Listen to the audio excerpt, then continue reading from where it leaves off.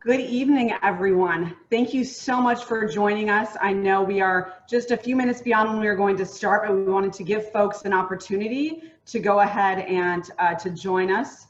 So we thank you for being here. Thank you so much for joining us for this important event. My name is Sadina Montani, and it is my honor to serve this year as the president of the Women's Bar Association of the District of Columbia. The WBA is thrilled to present this event in partnership with the Greater Washington Area Chapter, the Women's Lawyers Division, National Bar Association, or GWAC. Welcome, everyone. We have hundreds of you joining us this evening, which is proof positive that there's a real eagerness and appetite for this discussion and to hear from our esteemed panelists. Before we begin the event, I would like to thank you, to briefly highlight that the WBA has not only issued a statement in early June condemning systemic racism and urging our members and community to be actively anti-racist, we also launched a comprehensive and continually growing resource page, our Discussing Racism and Being Anti-Racist Toolkit. Please check it out online if you have not already done so, and know that the WBA is committed to engaging at the leadership level with our membership and the community, and I have to say, based on the geographies I have seen in our registration list, at the national level on this topic. We all have a lot of learning and unlearning to do, and tonight's discussion is critical as we commit ourselves to doing so. Let me thank our panelists for joining us. Thank you in advance for your candor and for your thoughtfulness. Thank you to our facilitator, former WBA President Yolanda Hawkins-Batista. Thank you to the WBA's President-elect, Bridget Bailey-Lipscomb, who has been steering our efforts to plan this event. And thank you to GWAC's President, Erin Martin, for her partnership and collaboration. And with that, I will turn the Zoom mic over to Erin Martin, GWAC's President. Thank you. Thank you, Sadina, for that introduction. And thank you all for joining us this evening for this important discussion. I'm Erin D. Martin, and I'm honored to serve as president of the Greater Washington Area Chapter Women Lawyers Division of the National Bar Association, or GWAC for short. We're excited to partner with the Women's Bar Association of DC for this important event. For 46 years, GWAC has served as a vital network of Black women attorneys in the Washington, DC area, dedicated to the professional development of its members and serving the broader community. Through programming, career development workshops, and pro bono opportunities, GWAC strives to uplift and prepare Black women attorneys to excel and lead across the legal profession. Over the past several weeks, as racial justice has come to the front of mind for many across our country, we've seen companies recommitting and committing to the virtues of diversity, with many pledging to hire Black people and other people of color to key positions. However, what we've seen in practice with these diversity initiatives in the past is that they haven't led to true equity and equal advancement in the workplace, particularly when it comes to Black women lawyers. For example, at law firms since 2009, Black women lawyers have seen a 0.38% increase at the associate level and a meager 0.11% increase at the partner level. Implicit bias, tokenism, and salary discrimination, among other issues, serve as major barriers to advancement for Black women across the profession. I thank all of our esteemed panelists for joining us this evening, and I look forward to hearing from them as they not only share their experiences rising to the top of their respective fields of the law, but also work to identify solutions beyond just quotas so the legal profession as a whole can reap the benefits of true racial and gender equity. On behalf of GWAC, we thank you for joining us this evening and hope you will join us for future events. Our website is gwacbar.org, where you can join us as a member or subscribe to our newsletter so you can stay up to date on future events and programming. And last but not least, thank you to Sadina and Bridget of the WBA for partnering with us on this vital event. Thank you.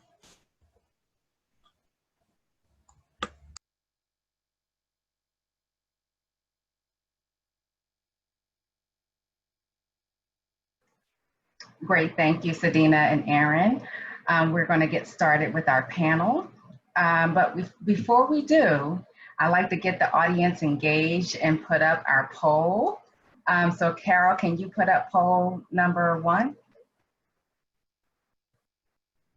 According to the 2019 report on diversity in U.S. law firms, African-American women account for what percentage of partners at major U.S. law firms? Is it A, or 0.75%, 1.27%, or 4.45%? Go ahead and start voting.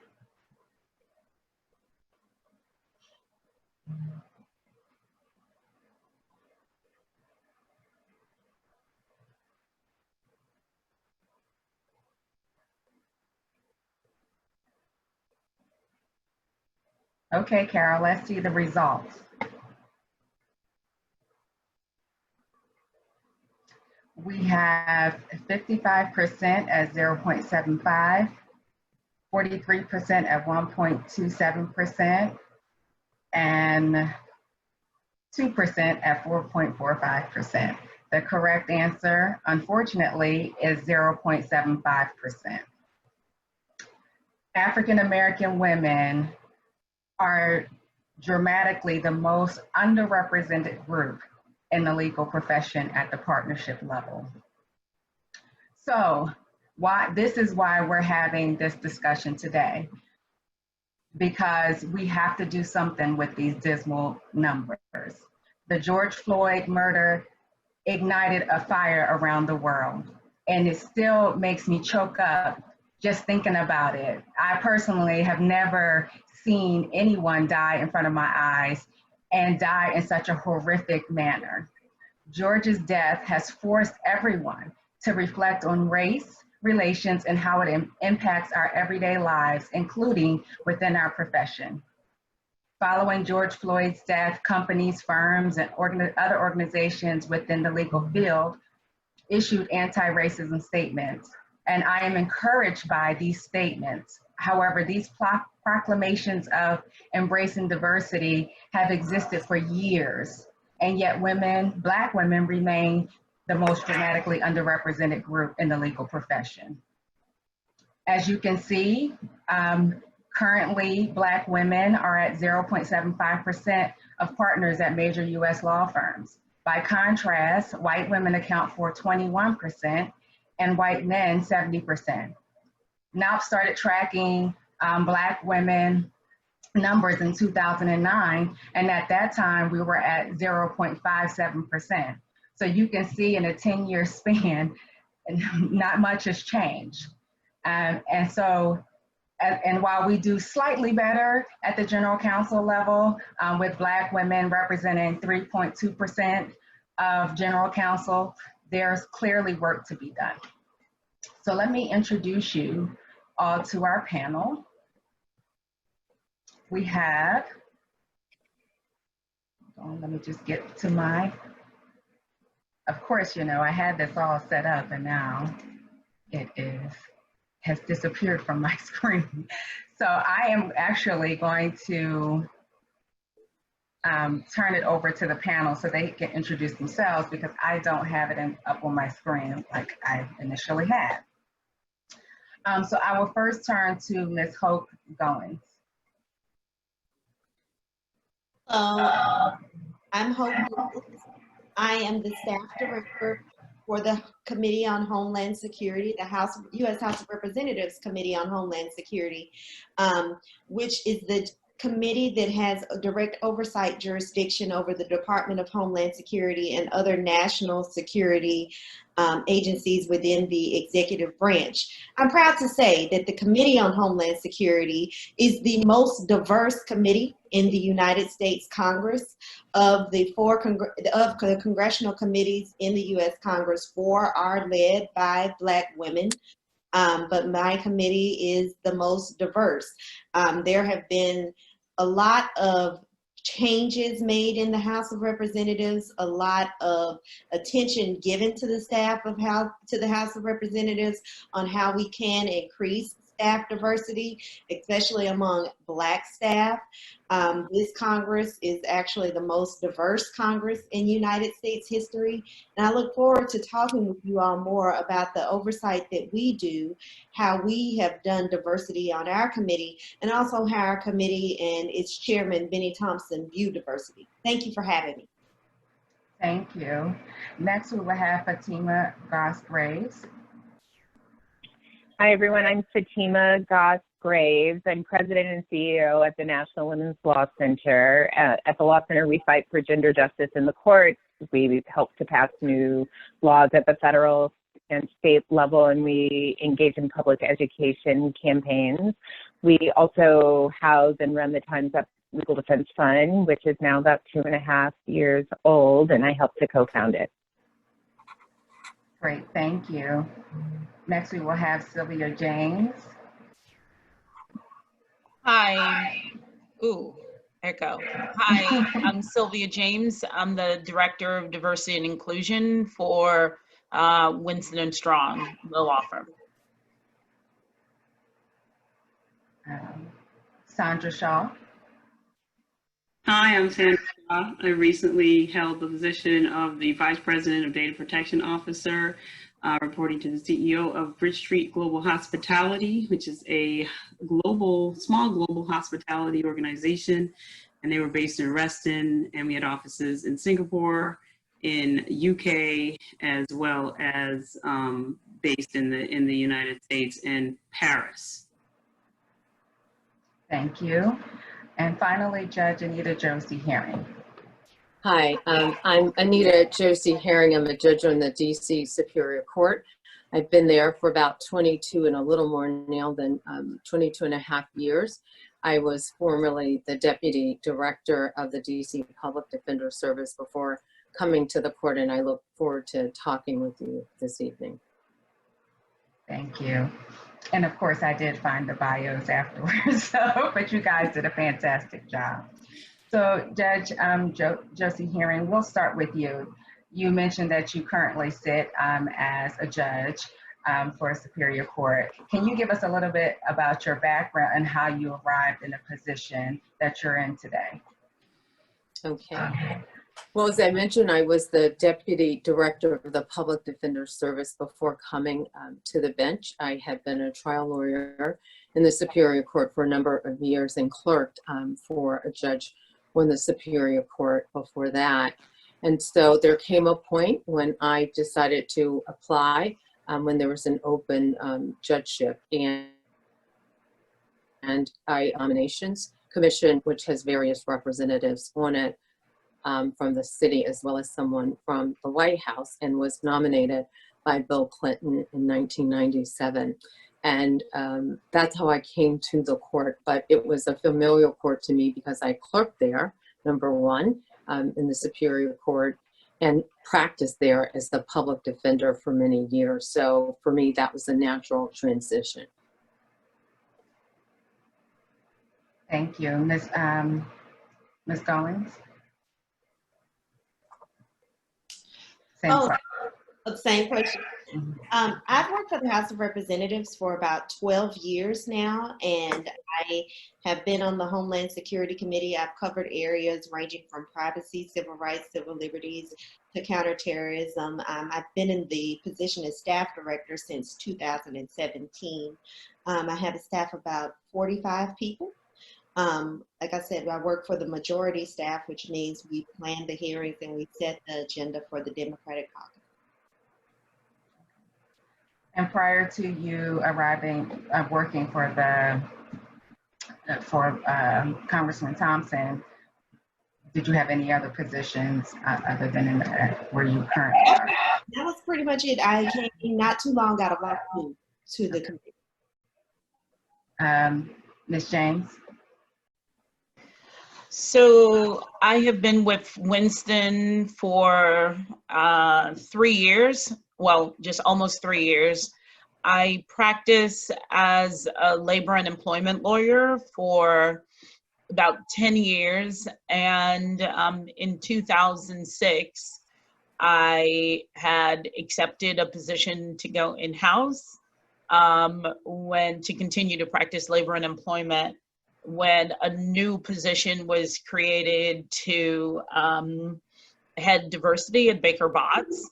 And it was interesting and it was something different. And so I rescinded my acceptance, and much to the chagrin of the headhunter who I was working with, and accepted the job to pivot from labor and employment to follow a passion for diversity and inclusion. And I have been solely focused on D&I for the last 14 years. Same question, Ms. Shaw. I started my career back in at AT&T. I started at AT&T. I was there with them for 8 years, and then I met one of my mentors at Microsoft, and he kind of nudged and brought me over to Microsoft, and I stayed there for about 10 years.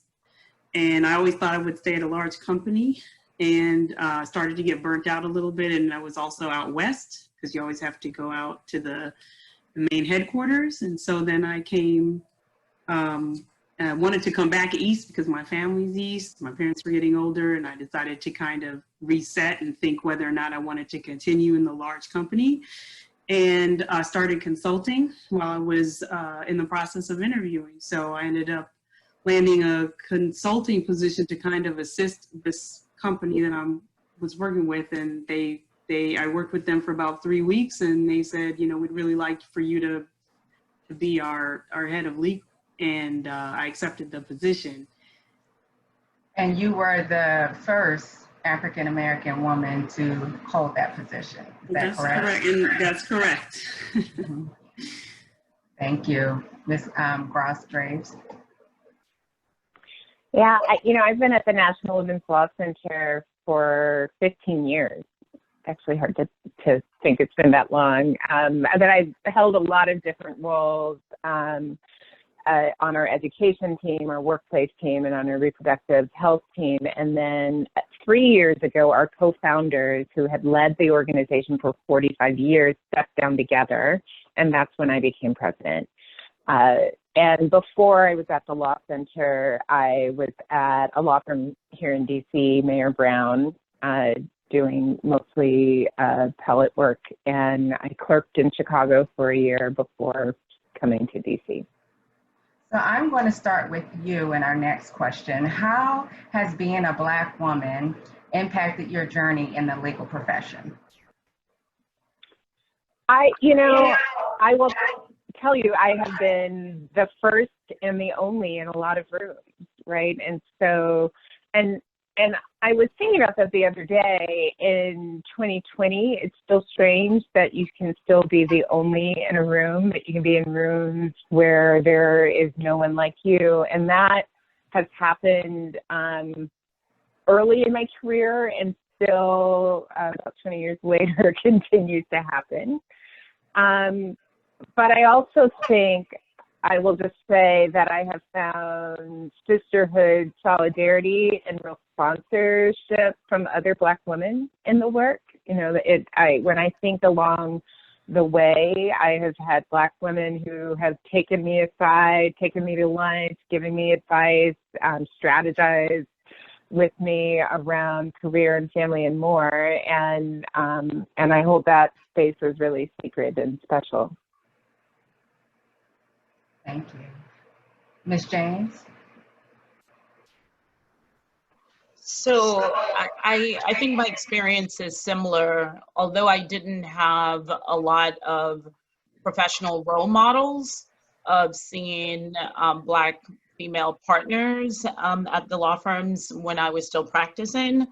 I definitely had a lot of peers and a lot of support.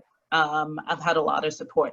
But one of the things I thought about when you posed that question was an early experience. And it was so impactful that I remember it 26 years later.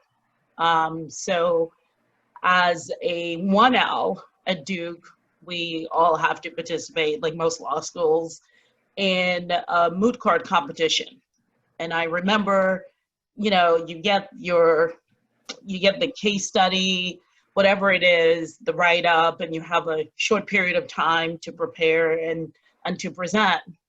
And I worked really hard on my presentation, and I forget whether I was the plaintiff or defendant at the time, but I know that I presented, and then whoever was serving as judge, when I was done, said to the opposite person, the other law student, that whether she was intimidated by me, and spent so much time talking about my voice and delivery, and nothing about the substance of what I had practiced for, which I thought was excellent, right? But she received all of these critique and praise for her argument. And I got it just on my presentation style.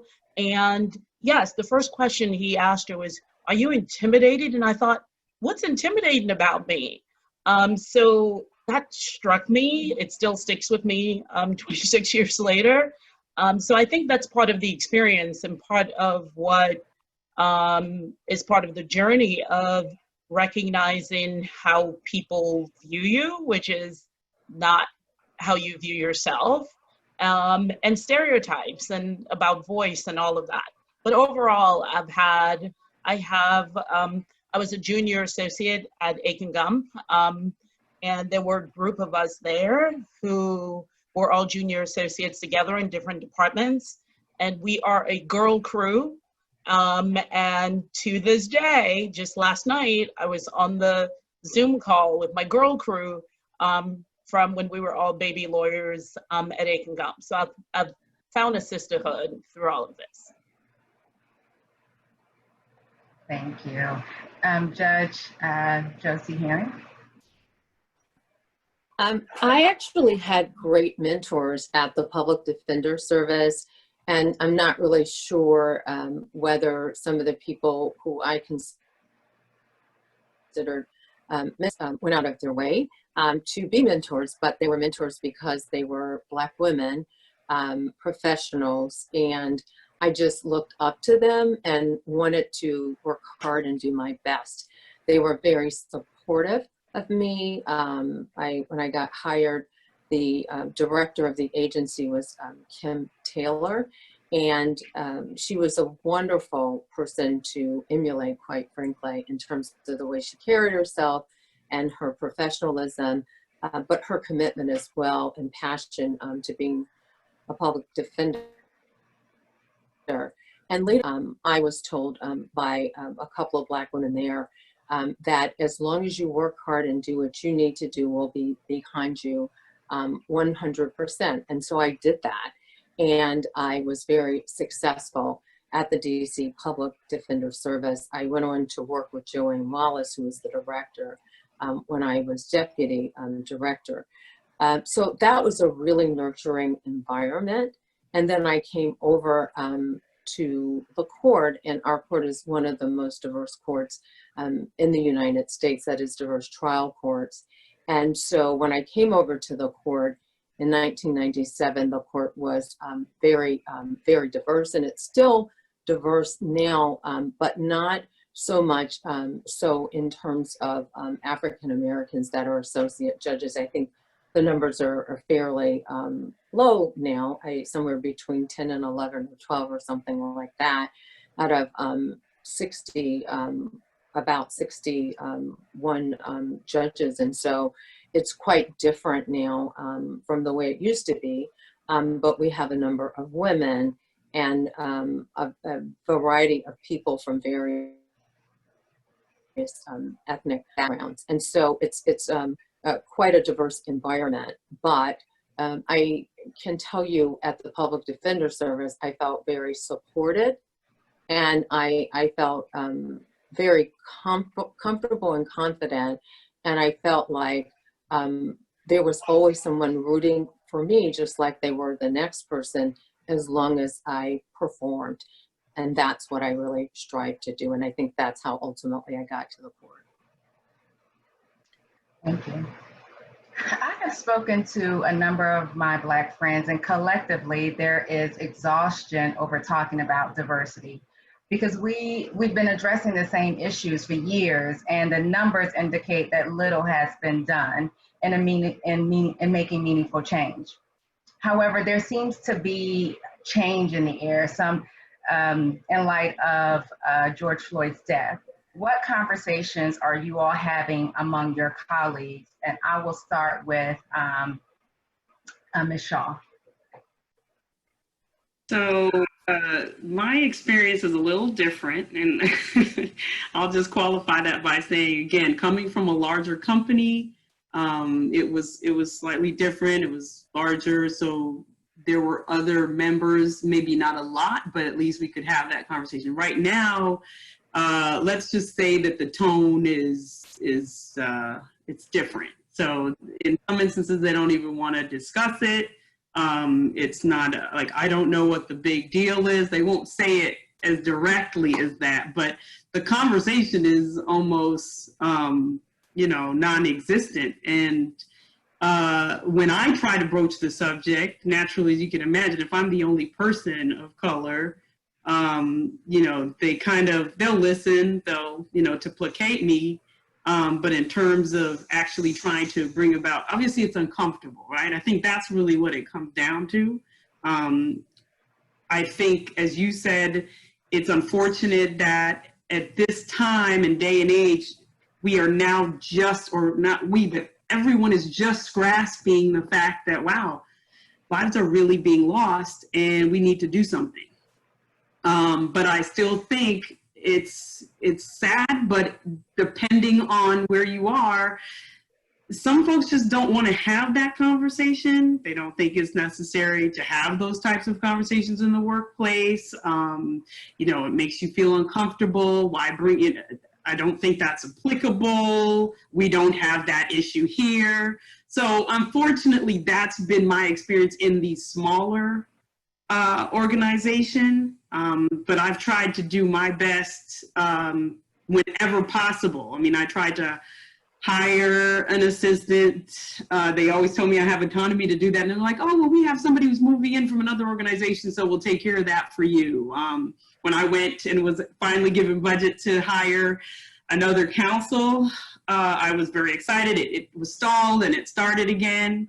And so I was very excited and I was geared up. I had my list of potential folks that I was going to interview. And then at the last minute, the CEO and CFO came in and they're like, you know what, we have someone and we're just going to have you have this interview and he's going to talk to you and then you'll talk to this person and that'll be it. And it'll be fine. Thank you though. And so my entire interview process was circumvented. And so that's been my challenge, right? It's been very,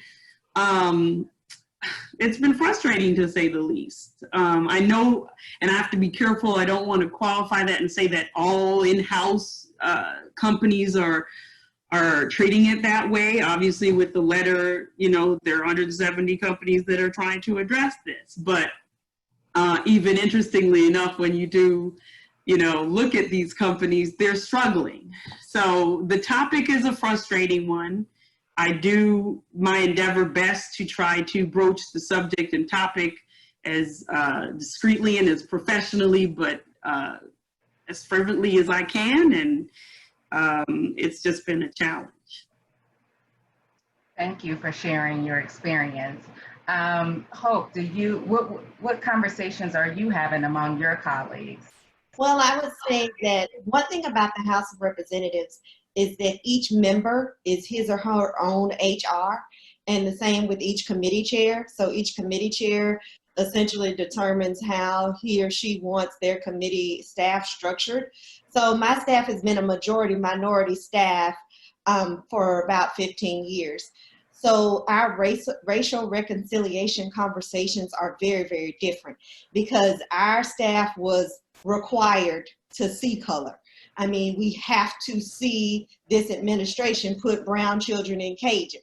Our staff is required to see color in order to do effective oversight, in order to see Black people not getting advancements in certain executive branch agencies, in order to effectively read certain GAO reports and put and advance certain legislation.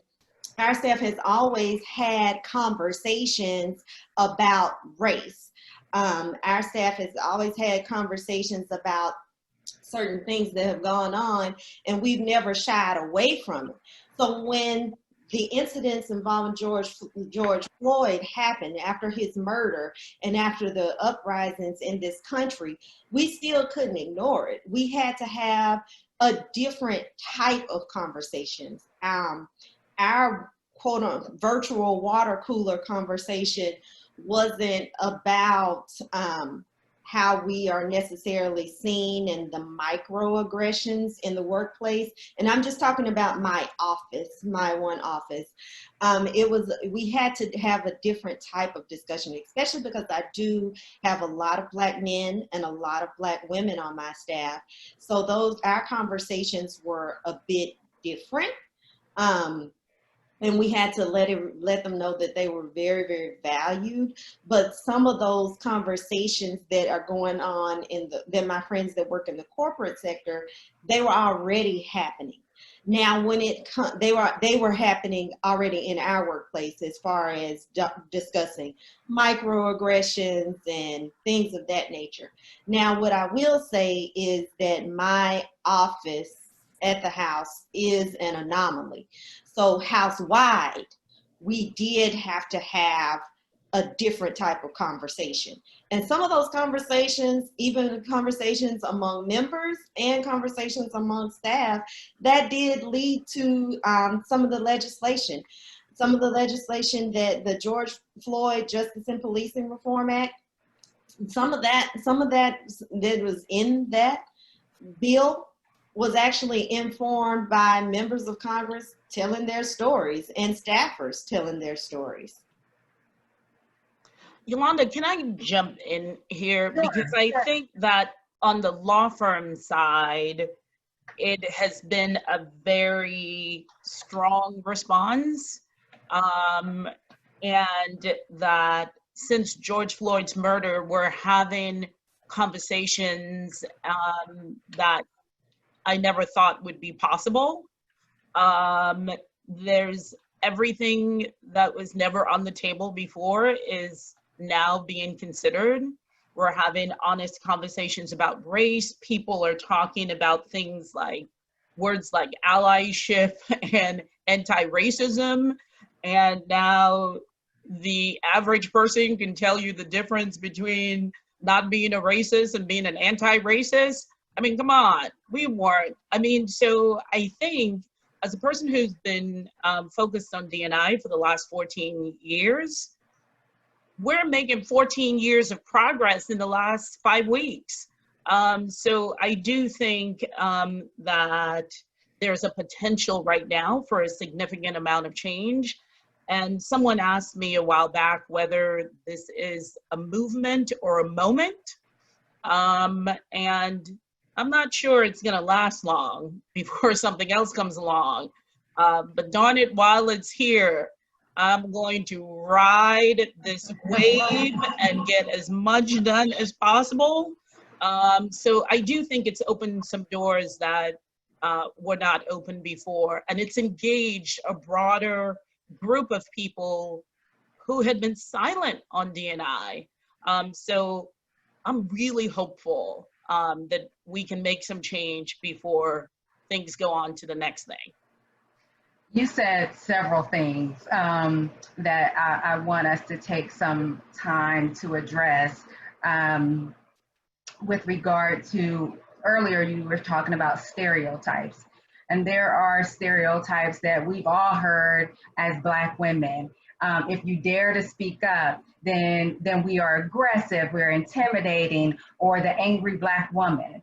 You know, essentially, you have your knee on my neck, but you want me to ask you to get your knee off my neck in a conciliatory manner. So the message that we seem to hear is, I need you to diminish yourself or diminish your voice to make me feel comfortable. So you've experienced this. Have you heard this of other folks? And if so, how did they overcome that? Sylvia. Yeah. Or someone,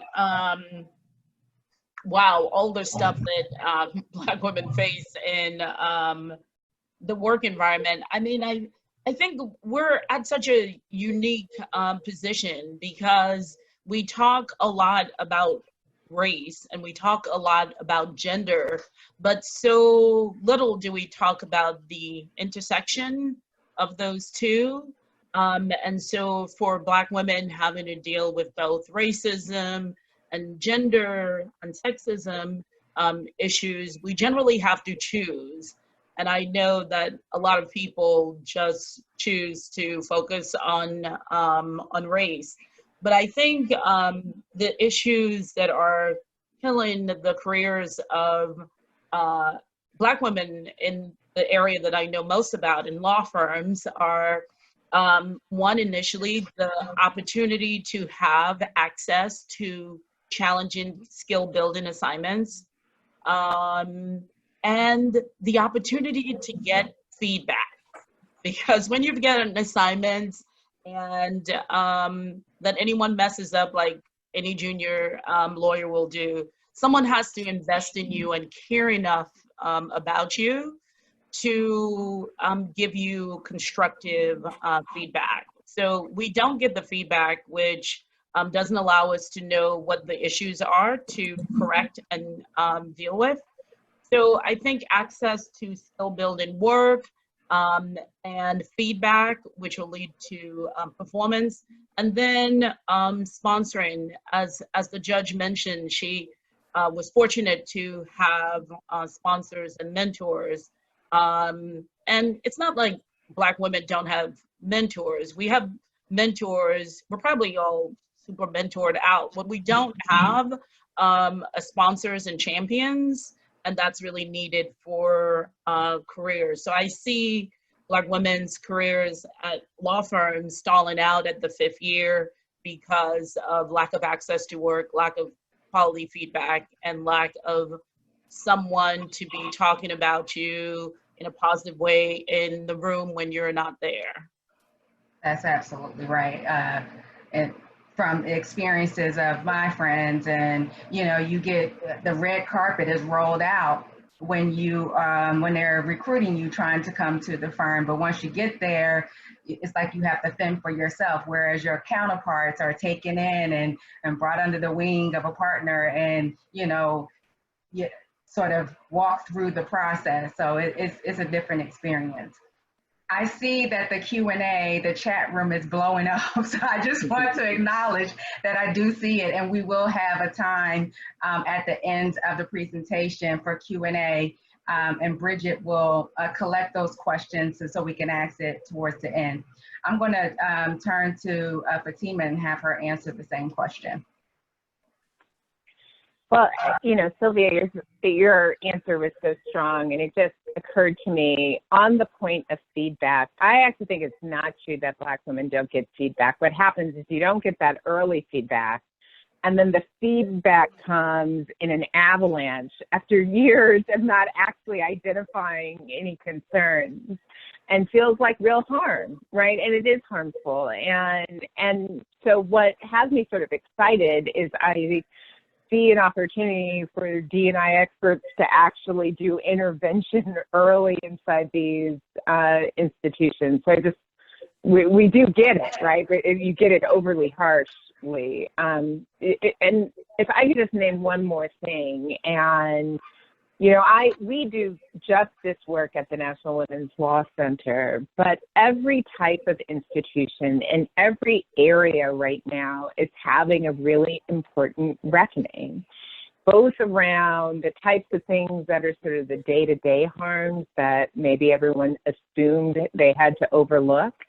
And the conversations that are happening right now are basically naming with a lot more clarity what those harms are and the expectation for change. And so I think one of the things that you will see, and that I think I'm seeing from some of the corporate sector, is the level of internal pressure to have a solution right now is really, really deep. And anyone who does this work will tell you that this is not like overnight change. And so, Sylvia said, how do you pry it open? How do you pry these windows open when they're windows of opportunity? That is part of the reckoning work that's happening now, the storytelling, the naming that it is every sector, right? You could throw a dart at a city in this country or a sector and understand that there are fundamental things that have to change. That will give the time and space to actually do work. So what's going to have to happen is that people are going to have to be uncomfortable for a while, like with that knot in their stomach around racism and anti-Blackness, but that's okay. That's good discomfort. That's exactly right. So we heard the statistics on for Black women at major U.S. law firms, and we don't have them for the courts and government and nonprofit. So, Your Honor, can you speak to the roles of Black women in the courts? Well, our process is different because we are nominated by the president and confirmed by the Senate. And so aside from the magistrate judge hiring program which the chief judge does, but based on recommendations from a court committee that the chief judge picks and to review magistrate judges, we are appointed the associate judges by the president of the United States. And so, you know, many presidents have appointed a lot of us. So within the court, I must say that there have been over time very strong Black women.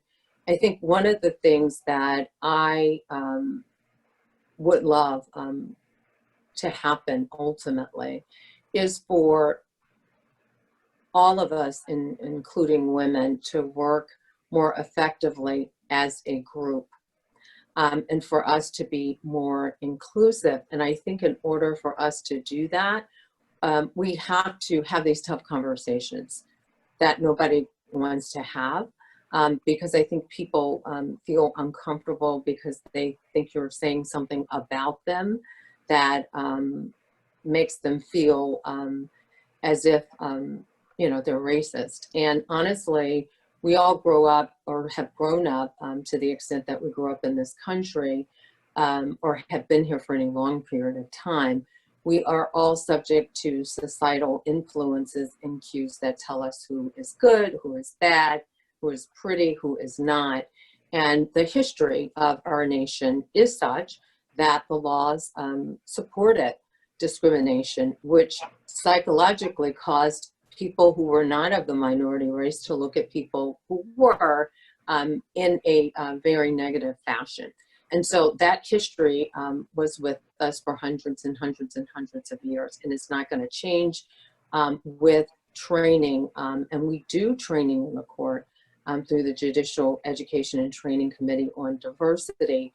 But I think we really have to, again, have those tough conversations, do it really, in my view, with an expert so that those conversations are managed well. And then set some benchmarks and goals about how we treat, you know, interact with each other and identify some of these things that are considered microaggressions that, you know, people generally have multiple explanations for. But the point is, it's important for us to be transparent or honest with each other about the issue of race in this country without condemning, if you will, our colleagues, but at the same time, making it very clear that these are real issues and these are not issues that are figments of our imagination. And these are things worthy of setting goals to see how we can correct, just in terms of how we interact with each other. I just also want to say, as to people going into these law firms, if they don't have support networks for African-American people, women and men coming into these law firms, and they're expected to survive on their own without the same support and mentorshiping that other people have, if there is no system to support those individuals, a lot of those individuals will leave. And I think the statistics show that. Even when Blacks come into government agencies or law firms or other places, there is a subtle and sometimes not so subtle, clear indication that you should move on, right? And people can call that whatever they want to call that, but that is why so hard to make progress, and we're barely sustaining our diversity efforts, even though billions of dollars are spent by corporations and law firms on this issue. All, you know, for 10 years it's been the case. Thank you. That's exactly right. Fatima, can you respond to that? Yeah, I mean, I don't think we have, I think it's a problem that we don't have the same level of data that we do in law firms. There is data on things like nonprofit leadership, and maybe it won't surprise you all that actually the percentage of women leading larger nonprofits is small. The percentage of Black women leading nonprofits over a certain size is actually extremely tiny. Like we could all probably get in a room and have dinner once a month. I mean, it's not a large group, and also the pathways and pipelines to nonprofit leadership it is a little bit different from law firms, but it's actually not so dissimilar. You know, one of the questions that people ask are really around, can you raise money, right? Can you, from a range of sources, and the sorts of skills that people need and networks that you need to be able to do that effectively are very similar in my mind to the questions that people ask around partners and can they get business. And I think there are a range of stereotypes and assumptions around Black women and our ability to do the range of leadership work that's required. And not recognizing the many ways that pathways are laid out for white men. The last thing that I will say that is an interesting thing is around pay, and maybe you guys will talk about pay later, but one thing that has been publicly reported is that there are dramatic pay gaps between white male leaders of nonprofits and Black and brown women, and even when you control for things like budget size of an organization or field, there are huge differences between what it is that people make. Unfortunately. Yes, thank you. Hope? I would say that in Congress, they have not really collected a lot of staff diversity data. The Senate Democrats released their staff diversity data not too long ago. In the House, they just started an Office of Diversity, Inclusion, but really haven't done much on releasing staff diversity data. Most of the time, the reason I can just honestly tell you we're the most diverse committee in Congress is because I can see when we go to meetings, when we go to hearings, when we are speaking with our colleagues. What I can say is that there have been a dynamic group of staffers, and a dynamic group of staffers and a dynamic group of people that have worked on the Hill and off the Hill, and also supported by members of Congress that really try very hard to create a pipeline for Black women. We have the Black Women Congressional Alliance, we have African American Women on the Hill, and the Congressional Black Associates that try their best to create the pipeline for Black talent and Black people to come to the Hill.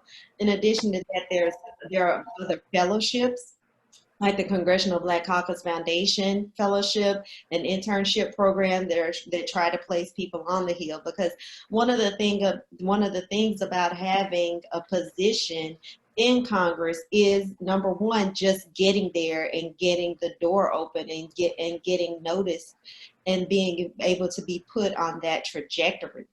I would say we are doing better with that. House-wide as a whole, and the Senate, people are trying. They're trying to do better with that. And we do have a lot of strides to make. It also when it comes to diversity in the House and in the Senate, it's still incumbent upon the member that you work for. Does that member want it? And if the member wants it and it is a priority for the member, it's very similar to being in the corporate world. It starts at the top. The messaging starts at the top and goes down. So if the member wants it, the senator wants it, the representative wants it, and it's demanded, and we talk about it and we say that we want it, then that's where we go and we start hiring that way. And I've seen a lot of changes in over my dozen years on Capitol Hill. Great, thank you. You know, Sylvia, you touched upon some issues. Also, all of you guys have touched on some major issues. And one of the things that you all have mentioned is sponsorship and champions. And there are individuals who hold themselves out as diversity champions. They sit on boards of diversity organizations, speak on panels, and pretty much out in the forefront. But when you take a closer look at their organizations where they have an ability to make meaningful change, there's a lack of diversity. There are a lack of Black women in leadership roles. How do we address diversity champions or the allies that talk the talk but don't walk the walk? And I'll turn that over to Sylvia. So I'm not sure you can be a true ally in the definition of ally if you're not walking the talk. So, which is why we're doing a lot of education around what allyship is. So one of the things that I thought was interesting after George Floyd's murder, the articles went around that you should check in on Black people. And so people just started sending me emails like, hey, Sylvia, I know you're Black, so I'm checking in on you. And I was just like, what am I supposed to do with this? Like, there was not much, and it was just like, or I got and I know the intent was good, but I just want you to know that I want to be an ally. So you tell me what you need me to do as an ally. And I was just like, well, I do appreciate the gesture. That's not what allyship is. And so perhaps we need some education around that to be an ally, it actually requires some sort of action other than sending the email saying that you are. So I'm not sure if those people are true allies, but I think one of the things that we need to change in the discussion about diversity and inclusion is to disaggregate the groups. So when we say broad-based diversity, those allies or those champions may very well consider themselves champions for diversity, broad diversity.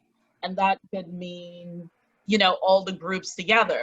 And so now we need to just ask questions and to drill down, disaggregate, and say, instead of your support, and I forget which one of my co-panelists here said anti-Black bias, right? So it's like, let's just call it what it is, focus on the group. So I think a key part of the discussion is, one, educating around what that looks like, but two, you may be a champion for white women, and that's a diversity champion. I know lots of people who are champions for, they call themselves champions for diversity, but they care only about issues that affect white women, or only about issues that affect LGBTQ, or just their subset.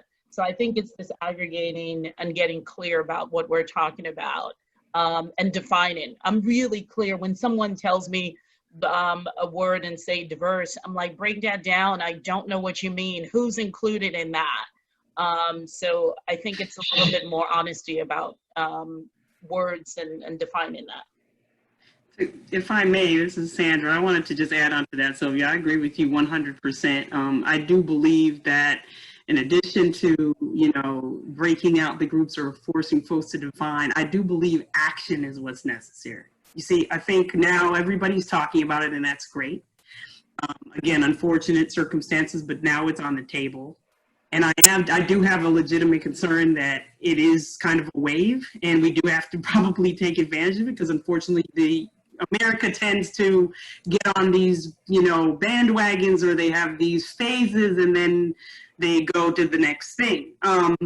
With that being said, I did have those conversations. See, since I'm a team of one Black woman, I would have the conversations with the managing director of our outside counsel, who's a white man. And I had it with, I asked if there was a diversity, an inclusion director. And she happened to be a partner, an African-American woman who I'd like to have her invited to this forum. But I think you have to have a plan in place, right? So you always hear the age old, and I hate to continue to beat that analogy to death about, diversity is having the party and inclusion is asking you to dance, but I don't want to just be asked to dance. I want to get a drink and maybe say, well, can I have something to say about the music? So we have to have a strategy plan. And I think, because who wants to go to a party and just say, okay, I got one dance, are you guys ready to go? I think we have to have a plan, and the plan has to be, yes, definitely actively hire. When I spoke to the diversity inclusion partner, she was so candid and she was so gracious to take the time and speak with me, because being in my position, it's a little unique because all I have to do is reach out to the firm and then they send me who I need. Now, I think I mean, generally we have an incumbent in-house that was already set before I got there, but when I have the opportunity, if it's in another jurisdiction, then I definitely will, and it's not, represented by our in-house counsel, I will seek an African-American counsel to assist if possible. They're not going to be their own firm, but it is reference. And that's my way of trying to. But you have to hire not only at the law school level, because I've been told, yes, at the law school level, they said they had to something like offer 50 offer letters to get 10. And so now you have 10, and even 10, you might not get all of those 10, right? And so there's two phases of hiring. It's hiring at the law school level, but it's also hiring at the associate level.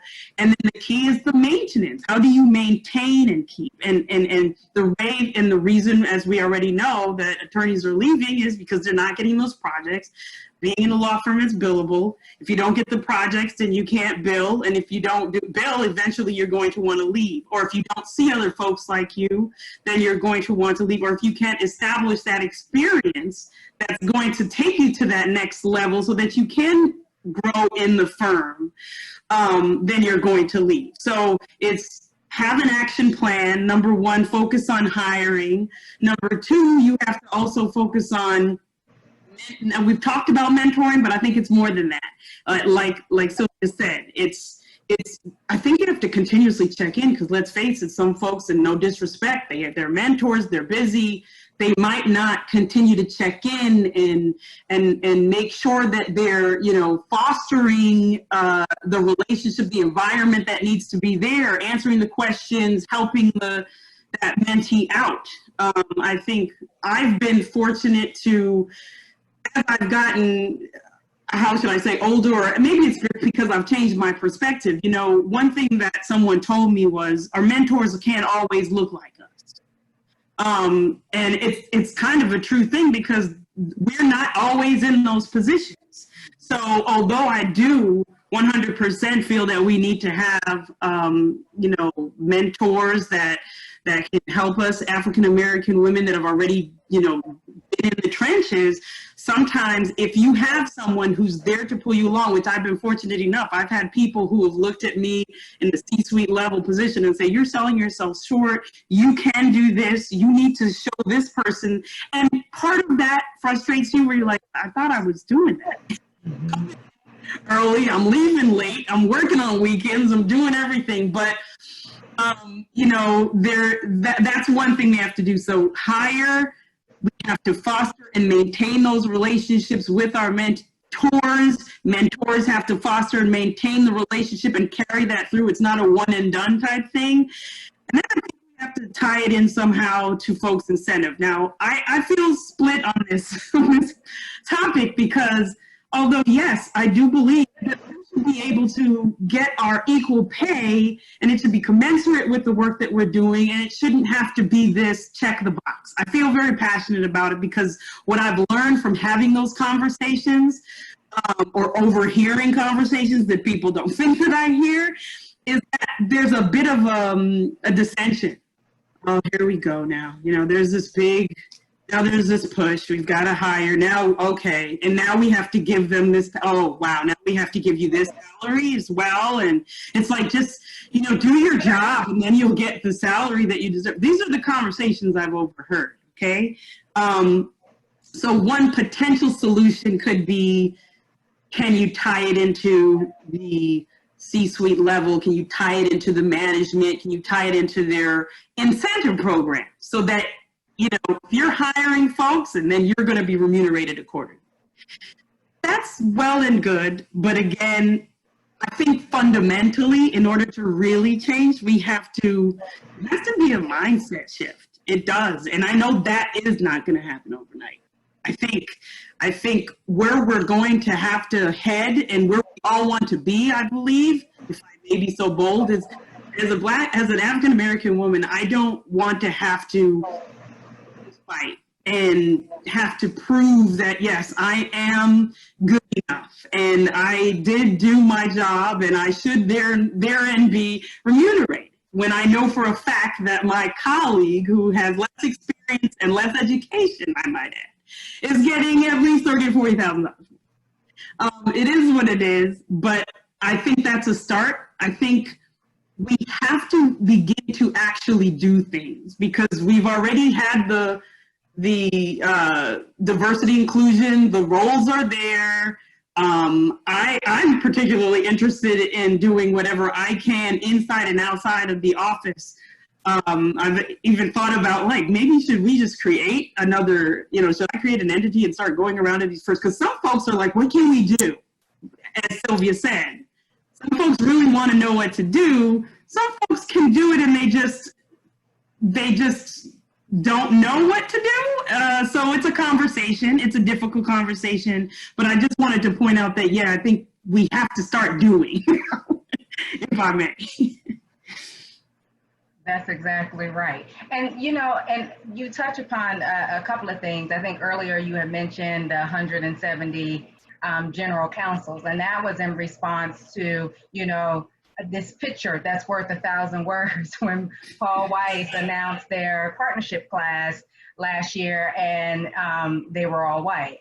And in response, the 170 general counsels signed a letter expressing their disappointment and law firms that continue to promote partner classes that are not diverse. And all of that is commendable, but if you take a look at their legal departments, you find Black women serving in leadership roles. So the conversations, you know, oftentimes they want it to be outward facing, but they really need to be inward facing and say, okay, what is it that we need to do to make some changes within our own organizations before we reach out and focus on others. So I'm glad you brought up that point.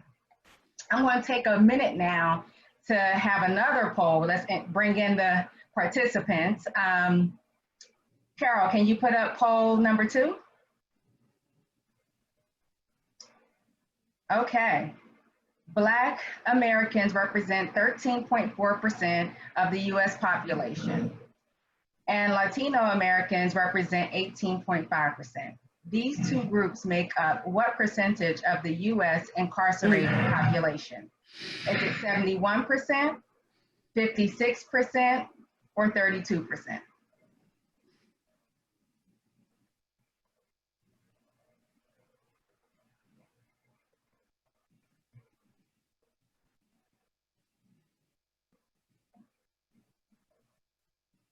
Okay, Carol.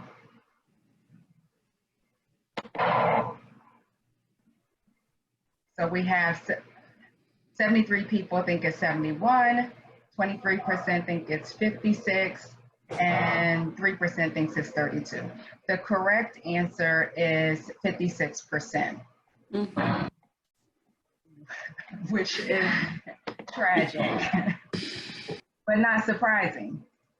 So let me turn to Your Honor,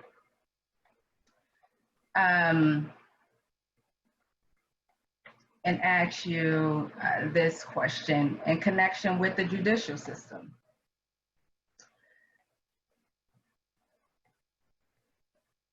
So, as you can see from the numbers, Black and Brown communities, folks believe that they're over-policed. What are your observations about how the judicial system impacts Black and Brown individuals, and what should be done to address systemic racism in the judicial process? Well, the issue of whether Brown communities are over policed is something that people have been writing about a very long time. I don't know whether you have read the book Locking Up Our Own by James Foreman, and that book really focuses in on DC. And James did a lot of research and studies that really revealed that during the crack era, many of the people in poor communities, in particular wards of the city, not that crime doesn't happen everywhere, because it does at different levels in different places, but many of the very poorest neighborhoods where crack had spread and there was lots of gun violence and other crime connected with it.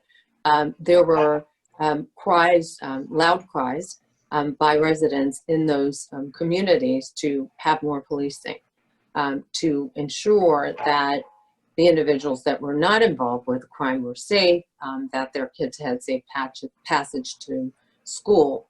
And so at that time, the city council was largely Black, the mayor was largely Black, was Black, excuse me. There were a significant number of African-American judges on the bench.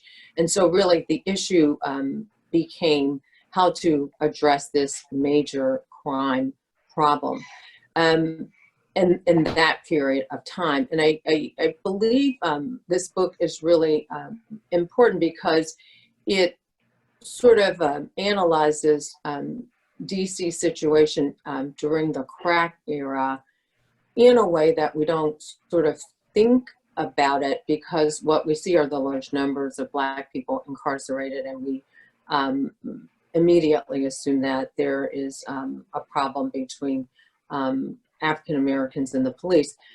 I say that understanding clearly that Black people have a completely different experience with the police, generally speaking, than white people do.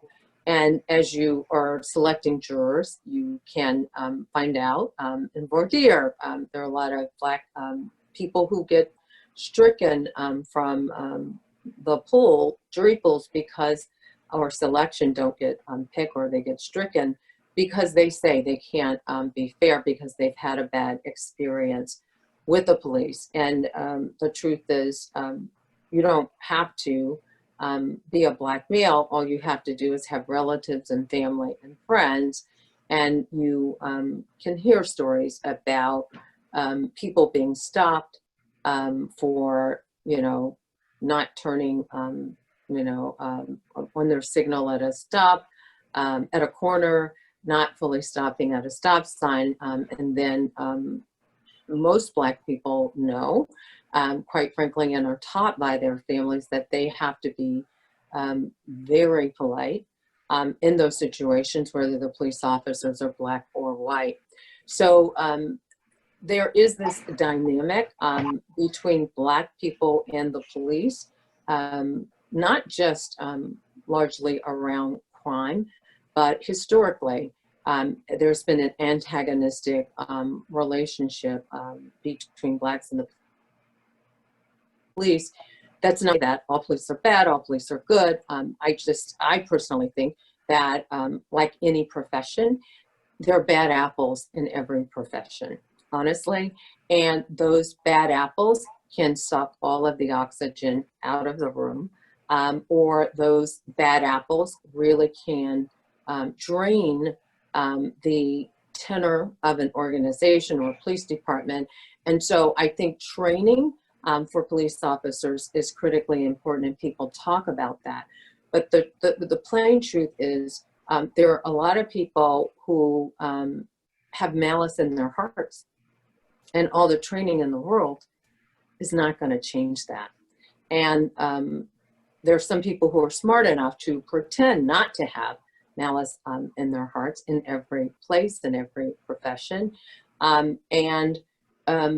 Those people, in my view, are most toxic. And those people, however you identify them, are the people who, if they can't be helped, they should be removed, for example, from the police force or any other sector, whether they're in education or something like that. Because as long as you have people who have malice in their hearts interfacing with people who they don't see as human or don't value or believe they're more superior, whether it is obvious or whether it is under the surface, there's going to be a current of a sense of superiority that will cause tension over time.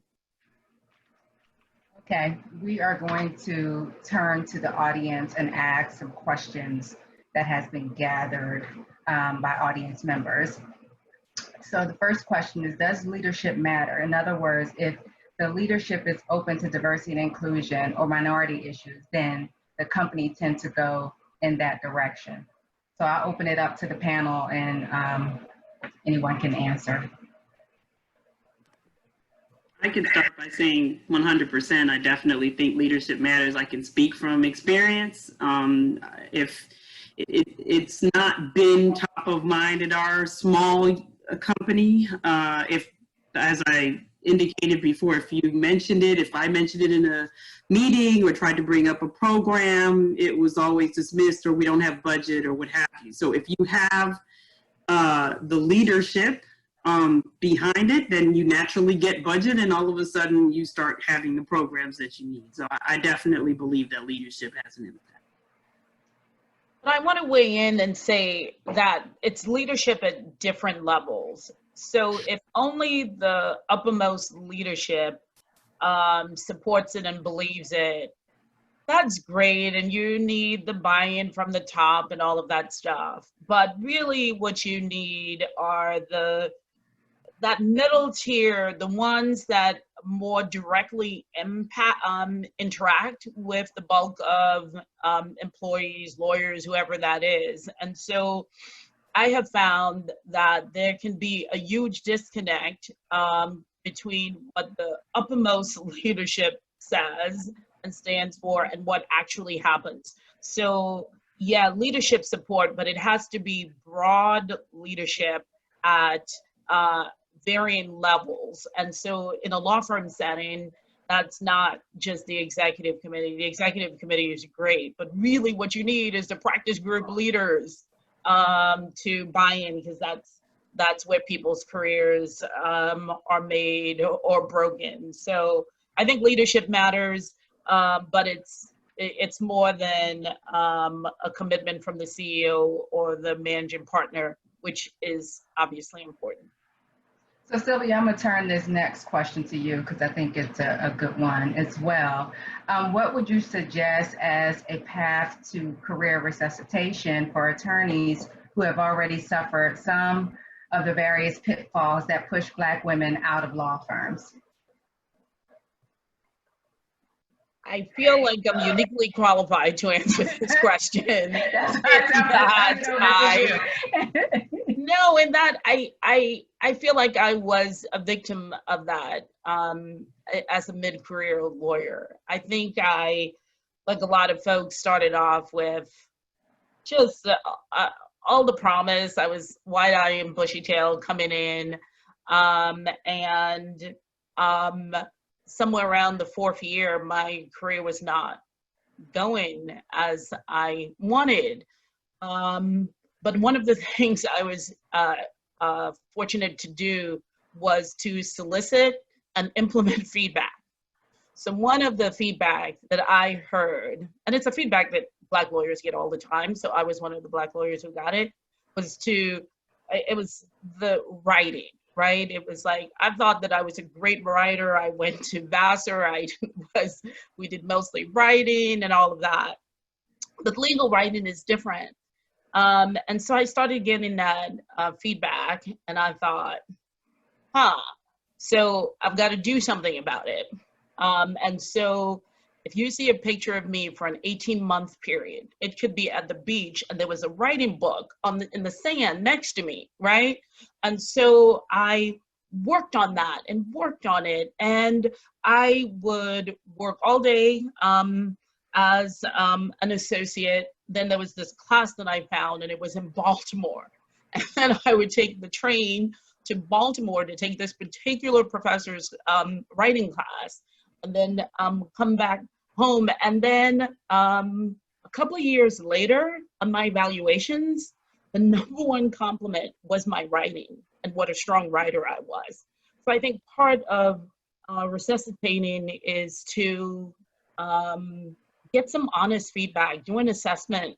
Not all the feedback is, we know that there's implicit bias and all of that stuff that plays in, but to do an honest assessment of, are there issues that you could or need to fix, and then really focusing on those. And then sometimes, it's hard to say, but sometimes you've got to leave a place and go somewhere else and get a fresh start.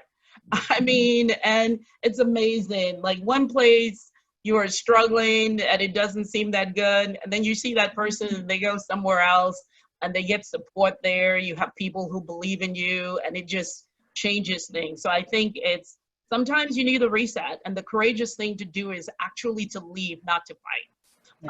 And then it's doing an assessment and figuring out where you may have issues and being honest with yourself, like deep down, on addressing those. That's an excellent response.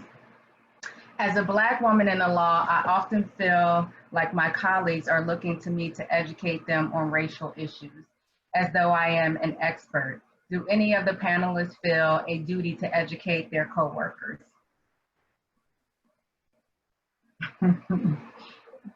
Anyone can jump in. Fatima, you're talking, but I can't hear you. Are you on mute? I was double muted. Okay. What I was gonna say is that,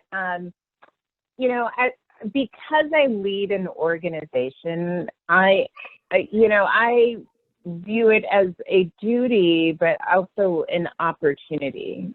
Sort of an opportunity. You sort of like dream up. What would you do if you had the chance to guide not just yourself or a team, but really guide an organization in the work of an organization, and think about what does the internal work look like that you want to have happen to do that as a Black woman leading a multiracial organization. So I do probably more than is good for me, but I also think it's an extraordinary opportunity. And to go back to the earlier conversation about when you have these acceleration moments where change is possible, that's the time where I feel like we all should be leaning in. Now, that's different from random people calling me up saying, I feel guilty, what can I do? That I would think as a different category of work.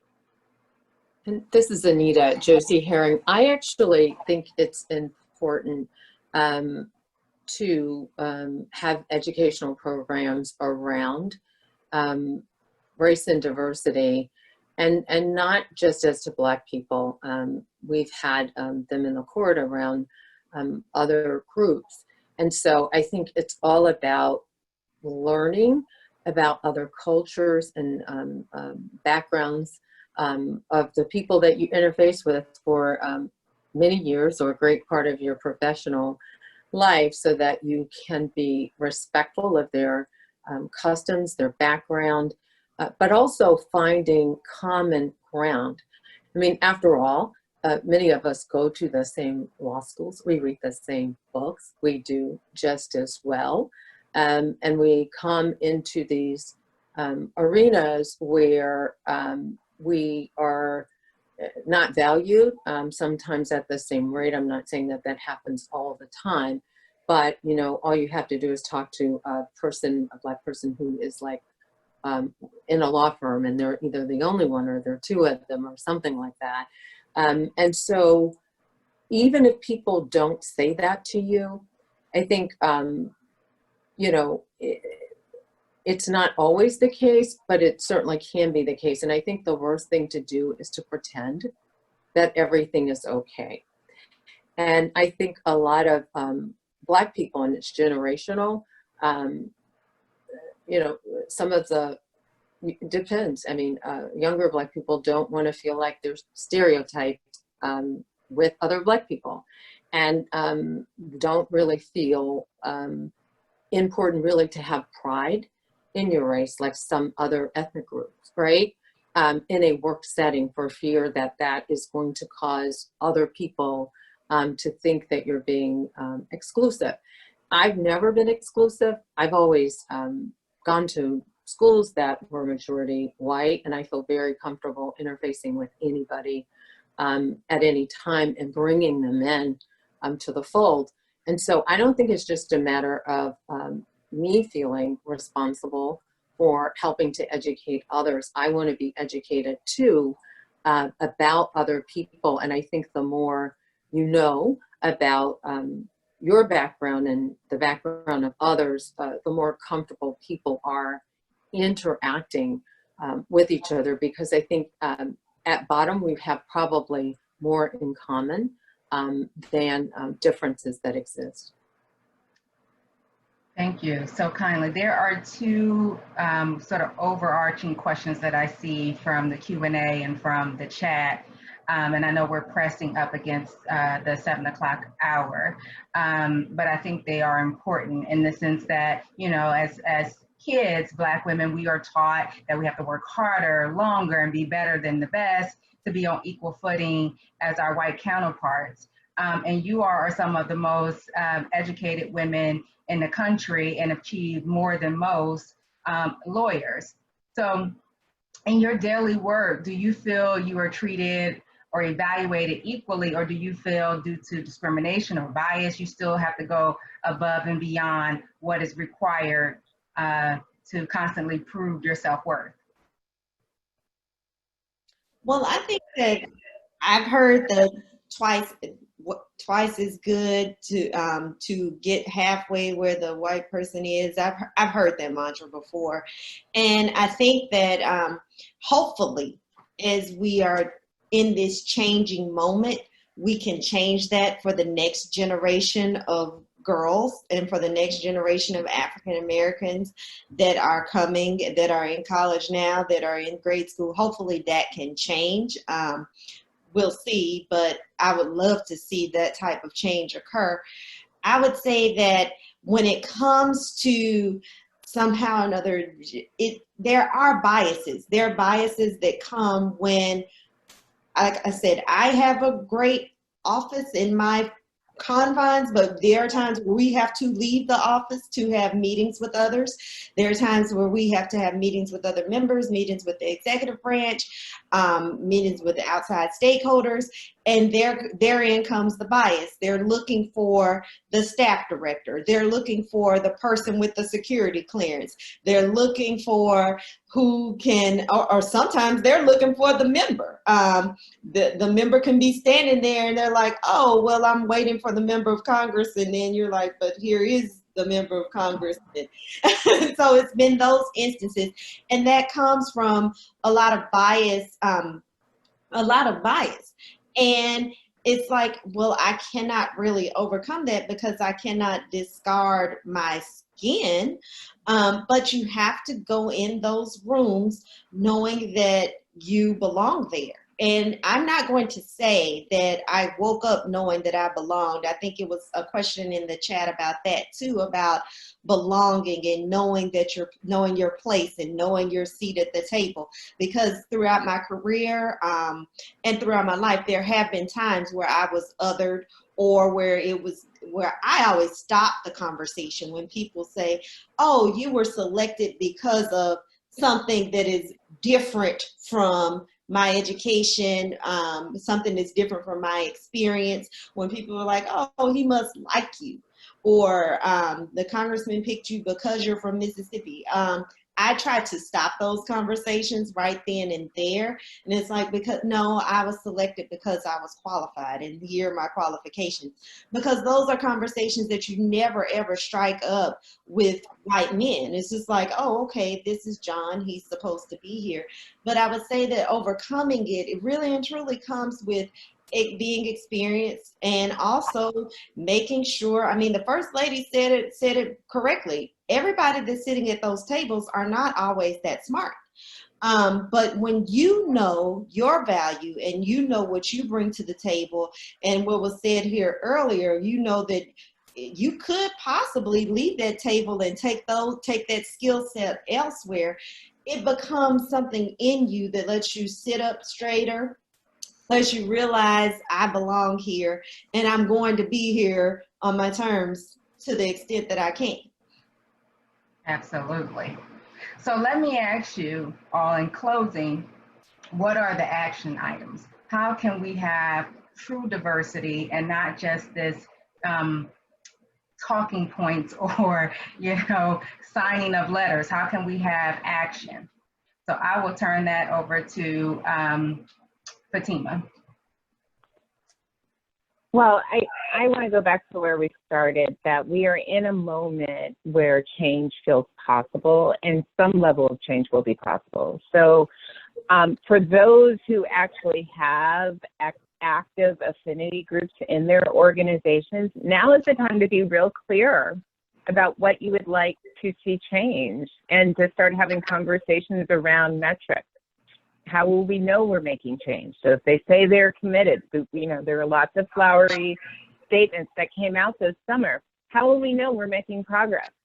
What do we need to do in 6 months to check in? What happens in a year so that we feel good about the statement we put out? So I actually think in a group, asking the sorts of questions that actually lead to not only some transparency, but accountability can make a difference. Great, thank you. Sylvia. So I thought that was beautifully said. So yes. The only thing I will add is a lot of what I've seen that organizations are committed to is outward facing. We're going to do more pro bono. We're going to give to the Equal Justice Initiative and the NAACP, et cetera. But that it has to also look inward. So at processes, policies, procedures, et cetera, and whether those are racial inequities exist there. So I agree 100% that it is to be clear about what you want, set some metrics, and then measure it and report it so that those statements were positive and they were put on websites and distributed to everyone on social media. Then let's do the reckoning and report out what happened after all of that. And it's up to all of us to keep the pressure on to say, hey, you said this, so I didn't just make that up. Here's the document, here's the statement, here's what we committed to. What are we gonna do about it and how can I help? So that's my thought.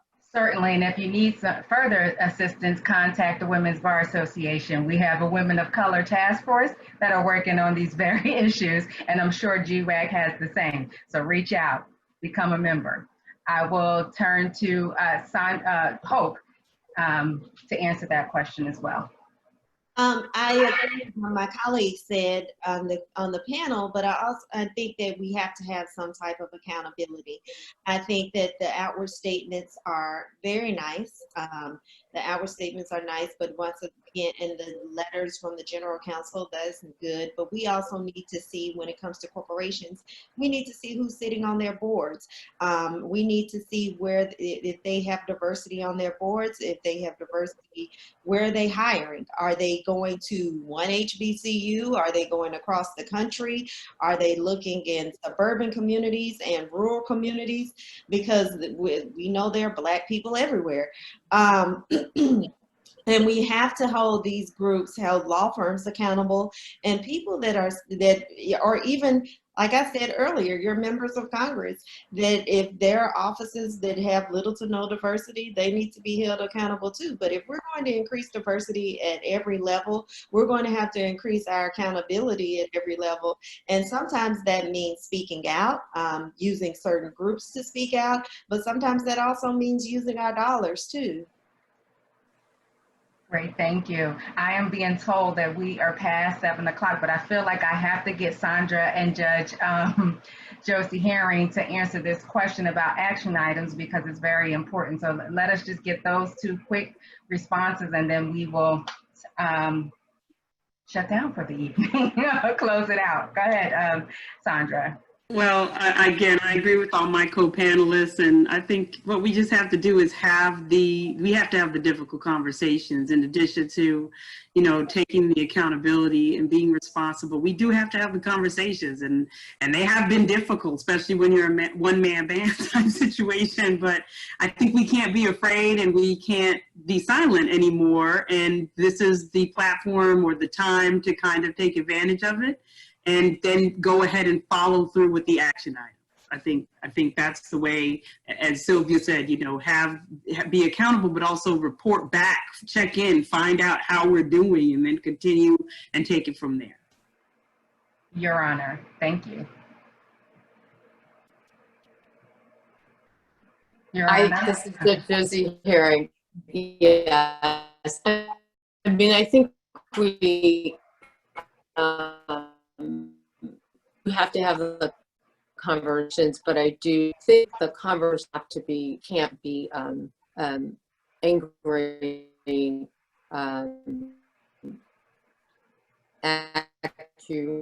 accusations. What has happened to Black people? I think they have to be conversation where you have some measures and guides, and people are able to express their feelings, but they are also respecting everybody in the room, because you're never gonna get anything out of a conversation where you're not respecting everybody in the room. And if you're expecting respect, you're gonna have to give respect.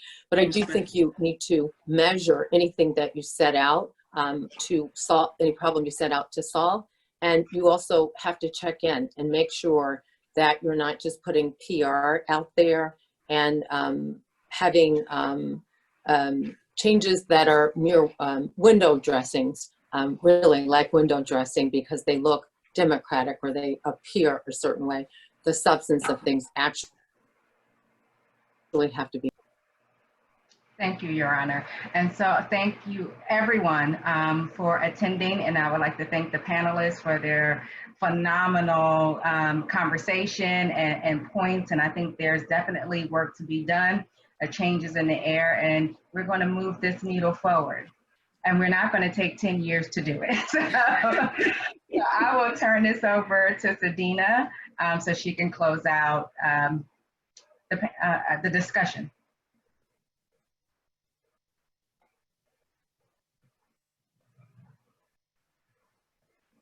Let me just close by saying thank you all so very much for being with us this evening. This has been an incredible conversation.